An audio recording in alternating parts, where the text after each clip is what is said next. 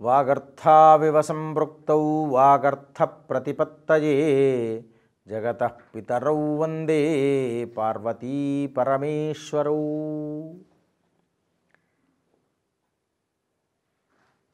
దిలీప మహారాజు గారికి వశిష్ఠ మహాముని చెప్పినటువంటి అనేక కథలు దాదాపుగా మనం 23 రోజులుగా చెప్పుకున్నాము. 24వ రోజు మాఘ స్నానాన్ని ఆచరించుకున్నాము. చివరి కథగా ఈరోజుటి కథ సారాన్ని గురించి 24వ రోజు కథా సారాన్ని గురించి మనం తెలుసుకుందాం. మనకు తెలిసినటువంటి 4 విషయాలు. దిలీప మహారాజు గారితో మరికొన్ని విషయాలు కూడా చర్చిస్తూ ఉన్నారు వశిష్ఠుల వారు. అయ్యా, సూత మహాముని అనేక విషయాలు చెప్పిన దాంట్లో మీకు ఇంకొక కొన్ని విషయాలు చెప్తాను. పూర్వము మునులే కాదు, దేవతలు కూడా సృష్టి స్థితి లయకారకుల్లో ఉన్నటువంటి సృష్టికర్త అయినటువంటి బ్రహ్మదేవుడు, స్థితికర్త అయినటువంటి మహావిష్ణువు, లయకారకుడైనటువంటి పరమశివుడు, ఈ ముగ్గురు కూడాను ఒకరికన్నా ఒకరు గొప్పగా శక్తి సామర్థ్యాలు కలిగినటువంటి వారు. శివాయ విష్ణురూపాయ శివరూపాయ విష్ణవే అనే విషయాన్ని మనం ఇంతకు పూర్వమే చెప్పాం. శివకేశవ భేదము లేనటువంటి మాసం అంటూ ఉంటే అది కార్తీక మాసము, మాఘమాసమే. అలా ఈ యొక్క మాసంలో ఈ వైశిష్ట్యంలో భాగంగా సూతుల వారు చెప్పినటువంటి కథలో ఒకసారి బ్రహ్మ తాను సృష్టికర్తను, ఏదైనా నేను చేయగలను అనేటువంటి అహంభావానికి పోయాడట. మహేశ్వరుడేమో లయకారకుణ్ణి, నేను తనకు మించినటువంటిది ఇంకొకటి లేదు కదా అని అనుకున్నారట. అనుకునేపాటికి వీరిరువురు కూడా వాదన ఒకరికన్నా ఎక్కువ ఒకరి పెరిగిపోయింది. పెరిగిపోయేపాటికి వాదే వాదే జాయతే తత్వబోధ, వాదే వాదే జాయతే వహ్నిరాగ్ని అని కూడా చెప్పారు వారు. ఎందుకంటే ఒకరికి మించినటువంటి ఒకరు శక్తి సామర్థ్యాలు కలిగినటువంటి వారు అహం బ్రహ్మాస్మి అంటే అహం బ్రహ్మాస్మి, నాకు ఇంతటి గొప్ప శక్తి సామర్థ్యాలు ఉన్నాయంటే నాకు ఈ విధంగా గొప్ప శక్తి సామర్థ్యాలు ఉన్నాయని చెప్పుకుంటూ ఉంటుండగా అక్కడికి మహావిష్ణువుల వారు వచ్చేశారు. వచ్చేసేసి, అయ్యా, మీరు బ్రహ్మదేవుడు, మీరంటే నేనే, నేనంటే మీరు. శివాయ విష్ణురూపాయ శివరూపాయ విష్ణవే అన్నారు. మనందరి కూడా త్రిమూర్తి అవతారకంగా ఇచ్చినటువంటి యొక్క 3 అవతారాల్లో మీరు ఒకరంటే ఒకరు అహం బ్రహ్మాస్మి అనుకోవడం అనేది చాలా పొరపాటు. మనము ఈ విధంగా వాదులాడుకోవటం వల్ల అనేక రకాలైనటువంటి అనర్థాలకు దారి తీస్తుందయ్యా. కనుక ఇది మానివేసి మనము ఒకరికన్నా ఒకరము శక్తి సామర్థ్యాలు కలిగినటువంటి వారము.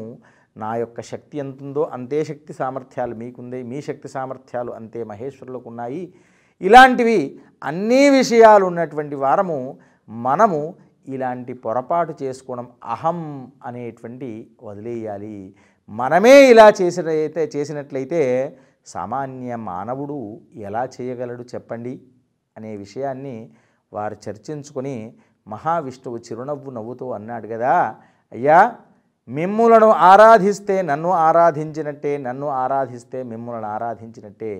మన యొక్క కర్తవ్యోపదేశాన్ని మనము చక్కగా ఎప్పుడైతే నిర్వర్తిస్తూ ఉంటుంటామో ప్రజలకు అనేక విధాలైనటువంటి వైశిష్ట్యాలను, కార్తీక మహాత్మ్యాన్ని, మాఘ మహాత్మ్యాన్ని, వైశాఖ మహాత్మ్యాన్ని, అంతేకాకుండా వారి యొక్క బాధలు అనేటువంటివి, వారి యొక్క నిరంతరాయంగా వారు చేస్తున్నటువంటి పాపపుణ్యాల యొక్క పరిహారం అనేటువంటిది భక్తవత్సరులకు మనము చూడకుంటే ఎవరు చూస్తారయ్యా.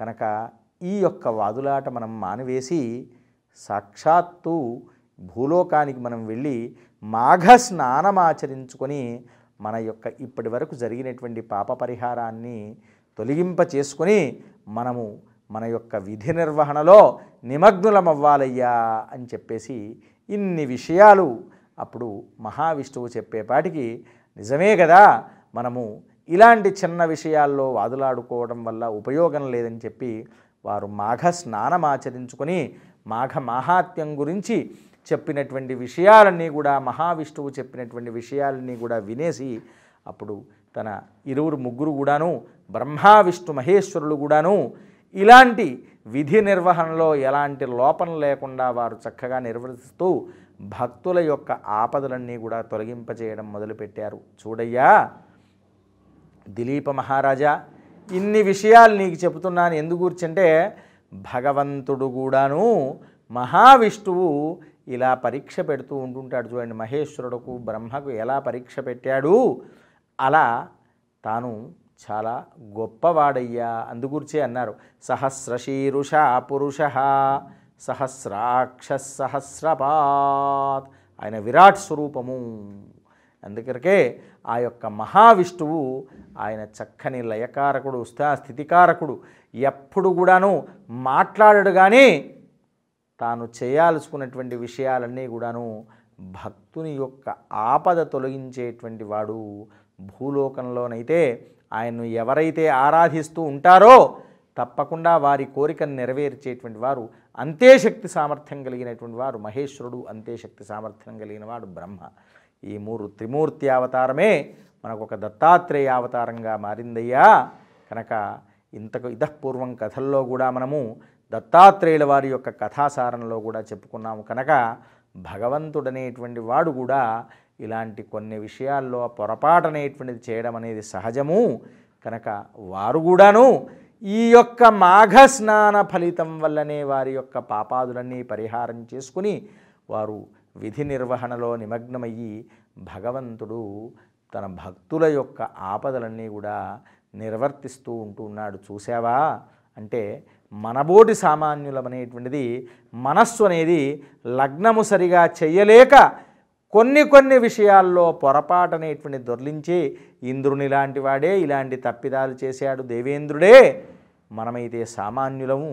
కనుక ఇలాంటివి కలగకుండా ఉండాలి అంటే మనకు అనేక విషయాలు, ఇంకా పురాణాది ప్రవచనాదులు ఎన్నో విషయాలు తెలుసుకోవటం వల్ల మనము ఈ యొక్క పాపాల నుండి విముక్తి కలగడానికి మార్గం అనేది ఉందయ్యా. అందులో మాఘమాస వైశిష్ట్యం అనేది ఇంకా చివరకు వచ్చేసింది. ఈ వైశిష్ట్యాన్ని ఇంకా కొన్ని కథల ద్వారా మనం తెలుసుకునేసి మన సర్వవిధ పాపాలన్నీ కూడా పరిహారం చేసుకుందాము నాయన అని చెప్పేసి ఆ దిలీప మహారాజు గారికి చెప్పినటువంటి విషయాలన్నీ కూడా నేటి కథాసారంలో మనం తెలియజేసుకున్నాము. మరుసటి రోజు మరికొన్ని కథల ద్వారా తెలియజేసుకుందాము. నేటి కథాసారం ఇక్కడితో ముగుస్తుంది.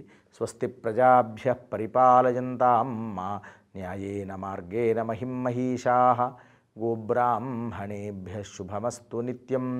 లోకాః సమస్తాః సుఖినో భవంతు. చూడండి, మాఘమాసం అనేటువంటిది ఎంత గొప్ప మాసం మనం అనుకుంటూ ఉంటాము. మాఘ స్నానం చేయడమే వల్లనే మనం నిత్యము చేసే స్నానమే, కానీ సూర్యోదయాత్ పూర్వం చేయడం వల్ల ఎన్ని పాపాలు పరిహారం అనేటువంటిది వస్తుంది. ఎందుకంటే ఎన్నో జన్మల పుణ్య ఫలితం ఉంటే కానీ మానవ జన్మ ఎత్తం.